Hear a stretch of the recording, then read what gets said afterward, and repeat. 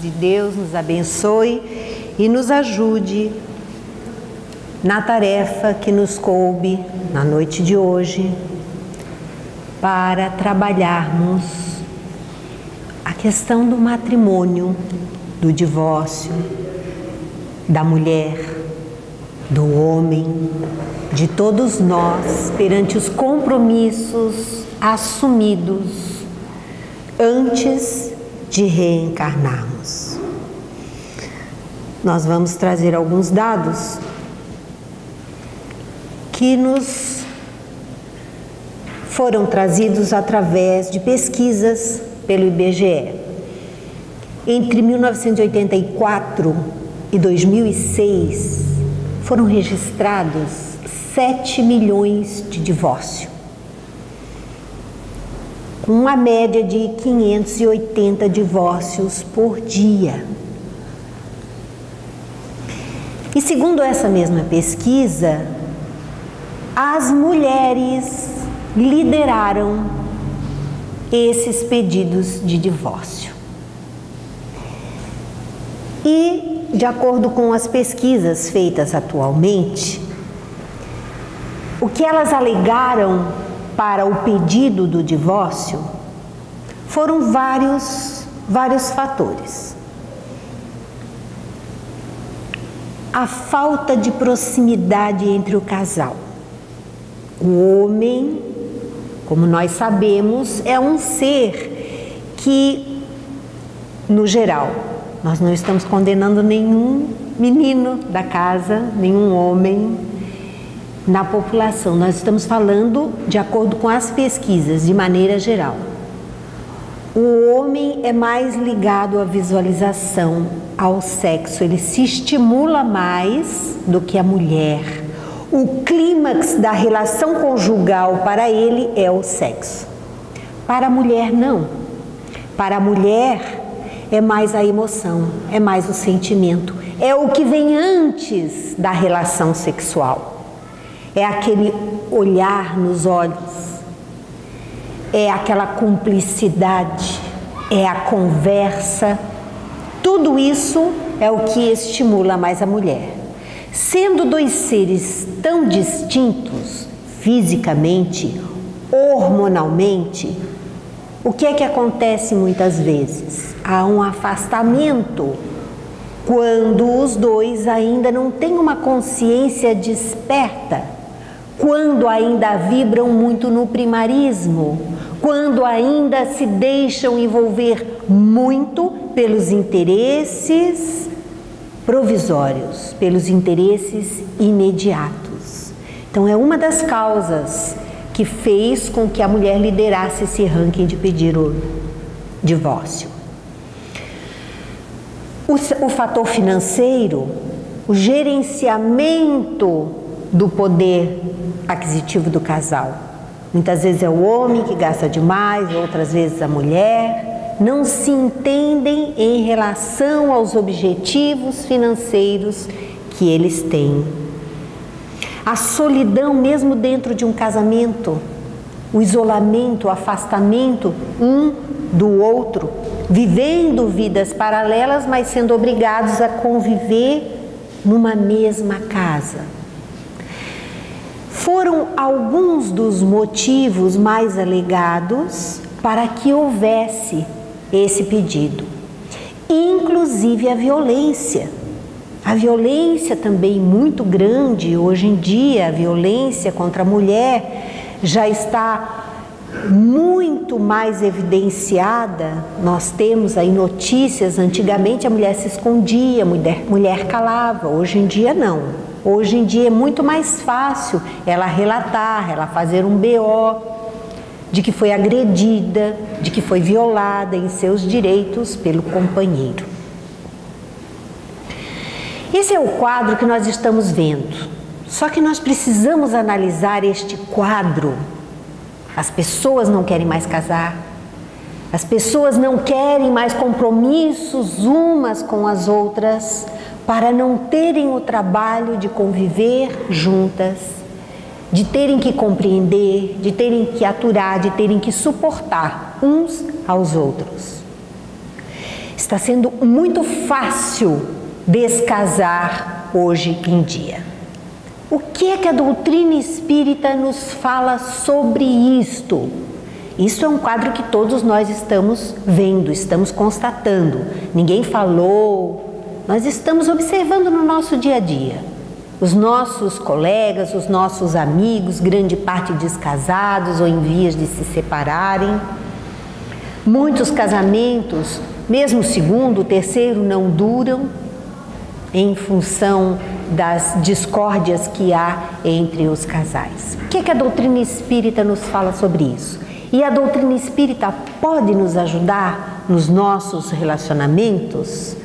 É sobre isso que nós vamos focar a nossa conversa de hoje à noite. Primeiro nós vamos lá no Evangelho segundo o Espiritismo, capítulo 22, não separeis o que Deus juntou. Os Espíritos nos fazem algumas observações que nós pontuamos para conversar com vocês. No item 2, eles nos falam assim: imutável só há o que vem de Deus. Tudo que é obra dos homens está sujeito à mudança. No casamento, o que é de ordem divina é a união dos sexos, para que se opere a substituição dos seres que morrem. O que isto quer dizer? Deus usa desta ferramenta, deste instrumento que se chama a união dos sexos através do casamento, para fazer com que os seres renasçam. Foi assim que todos nós nascemos. Através do sexo, através do casamento, um homem e uma mulher se uniram e permitiram que um corpo fosse formado.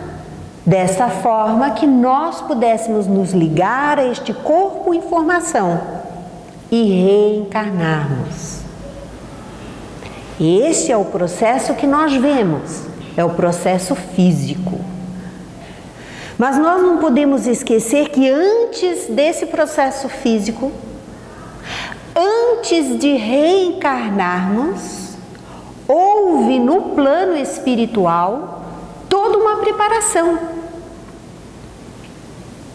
Espíritos responsáveis pelos processos reencarnatórios planejaram, organizaram a família através do qual nós viríamos,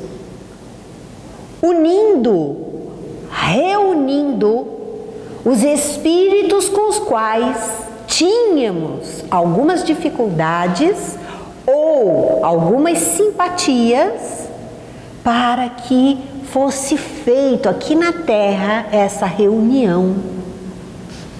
Esse é o compromisso no plano espiritual da família. Reunir os seres que são afins e também aqueles com os quais nós trazemos dificuldades do passado. Nascendo então no papel de pai e mãe e filho e irmãos, reunidos no mesmo núcleo familiar. Já dá o que pensar para nós. Nós, antes de abrirmos a nossa boca para reclamarmos qualquer coisa de alguém que está junto conosco na família, nós precisaríamos parar e refletir à luz daquilo que a doutrina nos ensina. Se este ser está junto conosco, algum motivo, algum objetivo tem. Mas os espíritos continuam.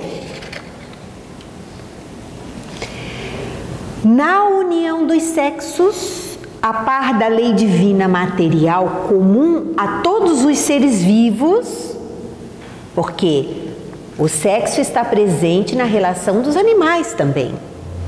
Está presente em todas as relações dos seres vivos. Mas existe outra lei divina, imutável. como todas as leis de Deus, exclusivamente moral, a lei do amor. Quis Deus que os seres se reunissem não só para copular, não só para o sexo, não só para fazer filhos como os animais que têm os seus filhos, a partir do momento que os filhos conseguem caminhar sozinhos, eles dão as costas e vão criar dos outros que estão sendo gestados. Quis Deus que houvesse a lei do amor, gerenciando todo esse processo da família. Então, um homem e uma mulher não vão se unir apenas para o sexo. Eles vão se unir através do amor, com o objetivo de formar este compromisso e de, através deles, gerarem os filhos que vão precisar deste amor para serem educados, para terem uma vida saudável física e emocionalmente e para crescerem espíritos com uma certa educação moral. Acontece que, mesmo com estas leis garantindo o casamento, e os espíritos dizem que existem essas leis com um propósito, as leis que presidem o casamento, o matrimônio, existem com um propósito. O que aconteceria se não houvessem mais o matrimônio, o casamento? Pergunta Allan Kardec lá no Livro dos Espíritos. Os espíritos voltariam à situação dos animais, que se encontrariam para o sexo e sairiam sem maiores responsabilidades perante a prole. Nós não podemos esquecer que a vida aqui na Terra é diretamente influenciada pela vida no plano espiritual. Nós não podemos esquecer que estamos vivendo um momento único do processo de transformação da Terra. Nós não estamos vivendo numa vida qualquer, em um momento qualquer, nós estamos numa fase de transição. E que esta fase de transição se caracteriza por muitos distúrbios, por muitas interferências. E que a espiritualidade inferior tenta dissolver, atrapalhar todas as reuniões que são geridas pelo amor, todas as reuniões onde as pessoas se dão bem. Elas procuram a espiritualidade inferior perturbar e desfazer o casamento. Existe um livro de Manuel Filomeno de Miranda, através da mediunidade de Divaldo Franco, chamado Trilhas da Libertação.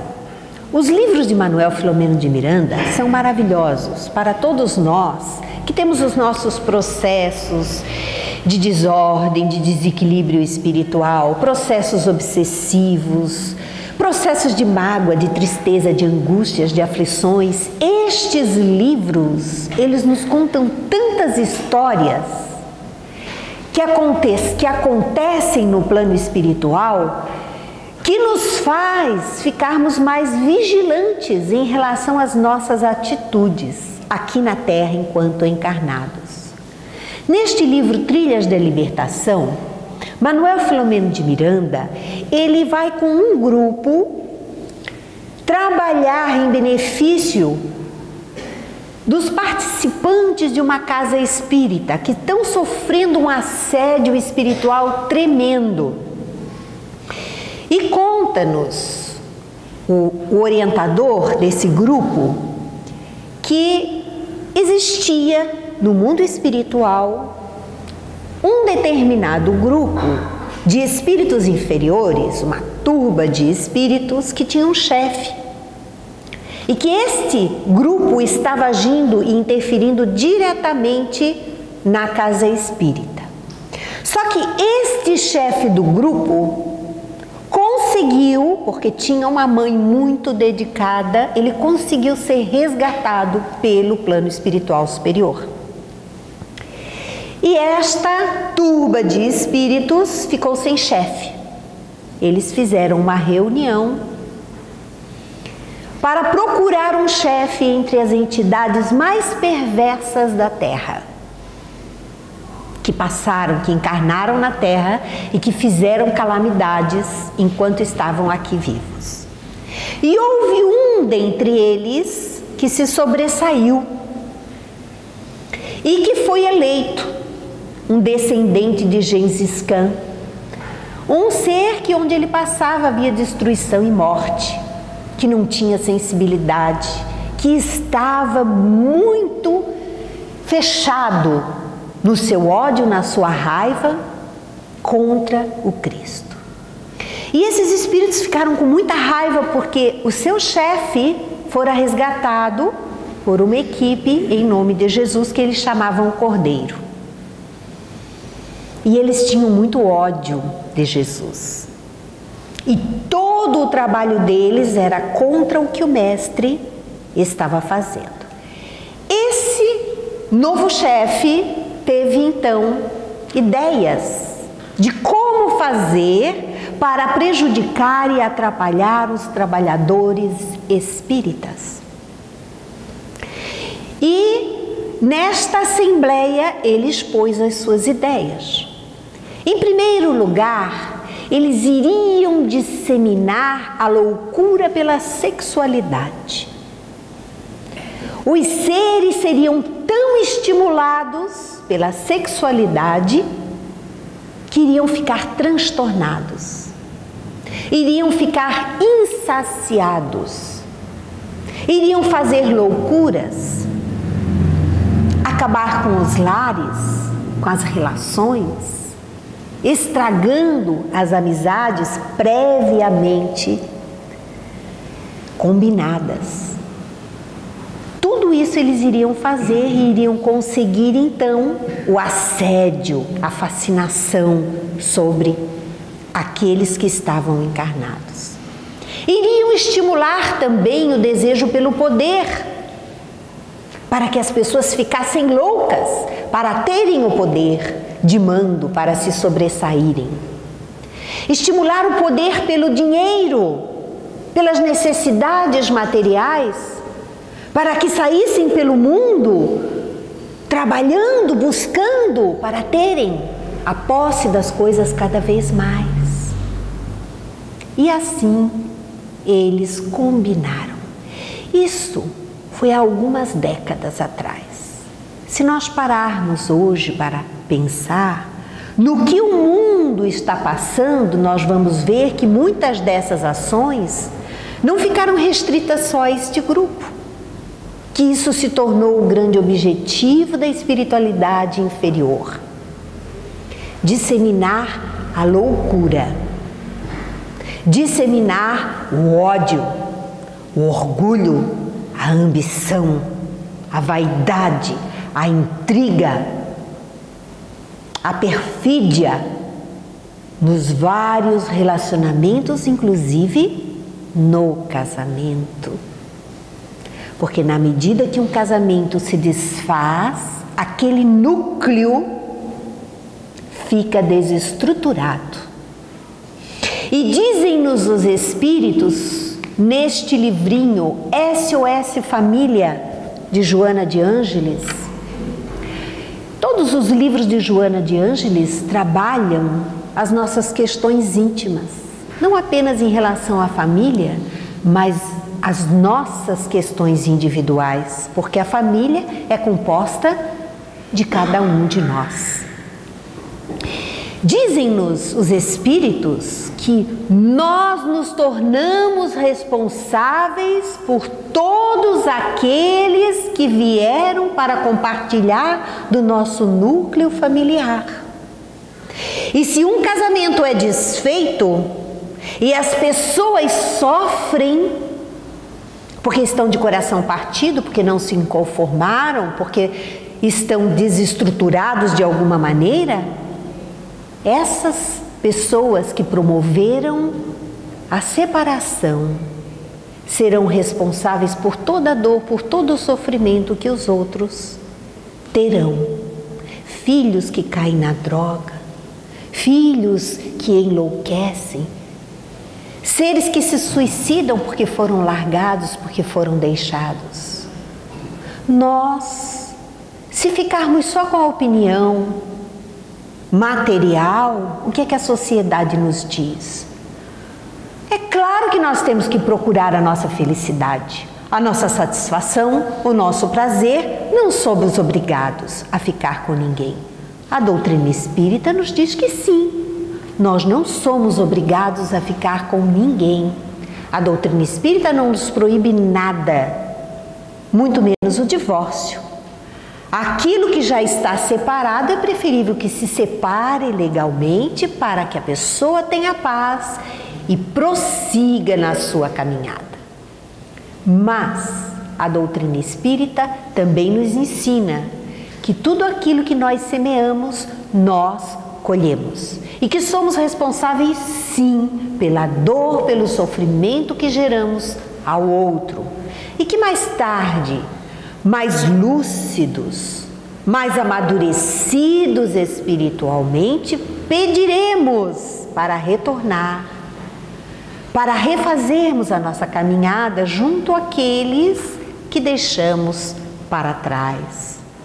Todos nós estamos interligados energeticamente. E com relação à família, essa ligação é muito maior. Porque nós não estamos, por acaso, junto com ninguém. Divaldo, ele nos conta um caso que um determinado irmão nos Estados Unidos, quando ele foi fazer uma palestra, pediu a ele que ele relatasse, quando ele fosse fazer as palestras e nos seus livros, o caso que ele viveu, porque ele tinha muita dor em seu coração. Ele aprendeu sofrendo muito e ele queria compartilhar da sua vivência pessoal com todos os irmãos da Terra, para que todos percebessem a importância e o compromisso, a responsabilidade pelo compromisso assumido. Ele era casado e o casamento dele já estava muito desgastado. Ele já estava casado há muitos anos, tinha um filho adolescente que estava prestes a ir para uma faculdade. A esposa andava meio arredia. Eles não tinham mais um contato íntimo e a vida deles tinha virado uma monotonia. E ele, diante disso, se envolveu com uma outra mulher. Certo dia, ele chegou para a esposa e falou para ela, pedindo o divórcio. Eu não aguento mais viver esta situação e quero pedir o divórcio a você. Ela se assustou. Por que você quer o divórcio? Está tudo bem, não existe problemas entre nós, não. Eu tenho outra pessoa. Eu não quero mais viver com você. Eu me apaixonei, estou sendo honesto com você. Muito bem. Ela, a princípio, ficou muito nervosa, muito angustiada e saiu da sala. Num outro dia, eles retornaram a conversar. E ela, mais calma, mais tranquila, pediu para ele: meu querido, nós vamos nos divorciar sim. Eu vou dar o divórcio amigável para você. Eu não quero nada. Nada de suas empresas, eu não quero nada do seu dinheiro. Não quero nada de você. A única coisa que eu te peço é que você fique comigo mais um mês e que durante este mês você me carregue no colo como sempre fazia antigamente, do nosso quarto de dormir até a sala para o café da manhã. Mas por que você quer uma coisa dessa? Não tem mais volta, eu não quero mais saber de você. Eu faço esse pedido porque eu gostaria que o nosso filho, daqui um pouco ele vai para a universidade, que ele levasse com ele boas recordações do nosso casamento. Ele não precisa saber que nós estamos passando por todo esse sofrimento. Logo mais ele vai ter que prestar exames. Eu quero que ele fique tranquilo, que ele faça esses exames com calma, sem preocupação. Ele relutou um pouco, mas aceitou. Afinal de contas, ele não ia precisar gastar nada, ele não ia precisar dividir os seus bens. Era um homem prático, vivendo para a vida material. E começaram, assim eles fizeram. Quando ele disse para outra mulher o que ele iria fazer com a esposa, ela achou muito ruim e disse que não aceitava uma coisa dessa, ela estava querendo reconquistá-lo. Ele falou: não se preocupe, não há a menor possibilidade que isso aconteça. E assim eles começaram, todos os dias, ele carregando ela no colo. O filho ficou feliz de ver aquela demonstração de carinho, de afeto entre os pais. E os dias foram passando. Lá pelo 15º dia, um pouco mais para frente, ele começou a sentir que a mulher estava mais leve, mais tranquila, olhava para ela já sem tanta raiva, olhava para ela até com um certo carinho. E eles continuaram nesse processo. Quando chegou quase o termo do combinado, ele percebeu que estava novamente apaixonado pela esposa, que naqueles pequenos momentos, naqueles pequenos gestos que tinham feito naquele tempo em que estavam juntos, trocaram algumas palavras gentis, eles se reaproximaram e ele desejou ardentemente retornar para o convívio da esposa e percebeu que a outra foi apenas uma aventura, algo passageiro, um sonho, uma ilusão.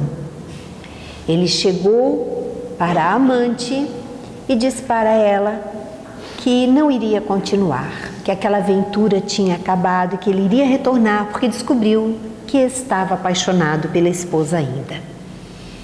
Ela então virou uma fera e ele descobriu que a mulher que ele achava que era muito calma, tranquila, sensual, era na verdade uma outra mulher, cujo comportamento estava longe, muito longe daquele ideal que ele havia sonhado.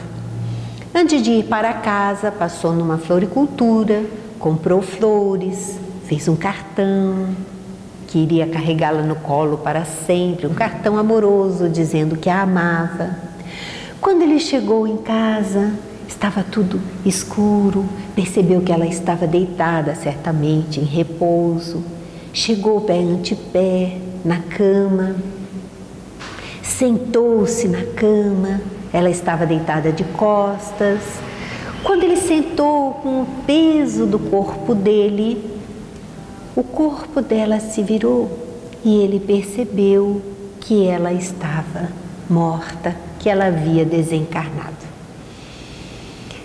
E ela tinha deixado uma carta para ele, que naquele mesmo dia que ele pedira o divórcio, ela havia recebido do médico a notícia de que estava com câncer, de que ia morrer logo, e ele estava lhe dando aí cerca de um mês para ela. E que ela agradecia muito aquele tempo que ele deu para ela, aquele mês de convivência, de carinho, de aconchego. E foi isso então que transformou aquele homem materialista que mais tarde veio a conhecer o Espiritismo e que através de Divaldo nos conta o seu caso para nos mostrar, e Joana de Ângeles, neste livro mesmo, SOS Família, nos fala que nenhuma relação está perdida, que essas relações podem ser reavivadas, que as emoções, que os carinhos podem ser reavivados, mas é preciso que um enxergue o outro, enxergue a necessidade do outro, porque até então, no nosso mundo, o que acontecia? Eram as mulheres que trabalhavam pelo casamento, não é assim? Elas se doavam inteiramente. Inclusive, uma das coisas que elas alegavam era a sensação de fracasso, porque tinham feito de tudo pelo casamento e o casamento não deu certo, a relação não melhorou. Eram subjugadas, tinham que aguentar caladas, quietas. Mas hoje em dia, diante do desenvolvimento da psicologia, diante dos conhecimentos que estão aí, na internet, em todos os consultórios que nós podemos estar frequentando, de psicólogos, de terapeutas, nós sabemos que uma relação pode ser reconquistada. Porém, quando não há mais jeito, quando o outro realmente não quer, nós temos que fazer esse movimento de libertação. Nós temos que libertar, porque ninguém é obrigado a caminhar conosco. Ninguém. Existe até um livrinho, um romancezinho, Ninguém é de Ninguém, que nos fala, que nos ensina muito bem isso. Ninguém é de ninguém. Ninguém pertence a ninguém. Porém, enquanto estivermos juntos nesse compromisso, levemos a sério esse compromisso. Porque esse compromisso não é só nosso, não é só para nós, não é só para o nosso prazer, não é só para o nosso deleite. O casamento não é para vivenciar uma fantasia. O que acontece muito hoje em dia? As mulheres se liberaram. Estão trabalhando, são donas do seu próprio nariz e estão vivendo para não se ferirem, para não se magoarem tanto, estão vivendo a mesma fantasia dos homens, tendo relacionamentos diversos, buscando ambientes que não são compatíveis com a moralidade, procurando se igualar nos direitos dos homens, mas continuam intimamente com a fantasia do príncipe encantado, do casamento. As meninas vão morar com os namorados, são os namoridos, mas ficam ansiando para serem pedidas em casamento, para terem aquela fantasia. Que as relações amadureçam, sim. Nós sabemos que o modelo antigo, hoje em dia, precisa ser repensado e já está sendo repensado pelas leis, que asseguram até mesmo aquelas relações que não são feitas através do matrimônio, garantias para o homem, para a mulher, para os filhos. Mas nós não podemos ficar só com a visão material, nós temos que ter a visão espiritual. Nós não estamos aqui na Terra para vivermos uma vida de prazeres, porque se assim pensarmos, sem responsabilidade, sem maturidade espiritual, o que nos acontecerá? O que nos espera? Certamente arrependimentos, frustrações, dores, solidão. E nas novas oportunidades reencarnatórias, com certeza, de alguma forma, teremos que reparar todos aqueles processos emocionais que deixamos pendentes pelo caminho. A responsabilidade não é só da mulher, a responsabilidade é dos dois. Não existe mais um papel definido do homem e da mulher. Os dois em igualdade, precisam entender o que a vida e o mundo espiritual esperam desse relacionamento.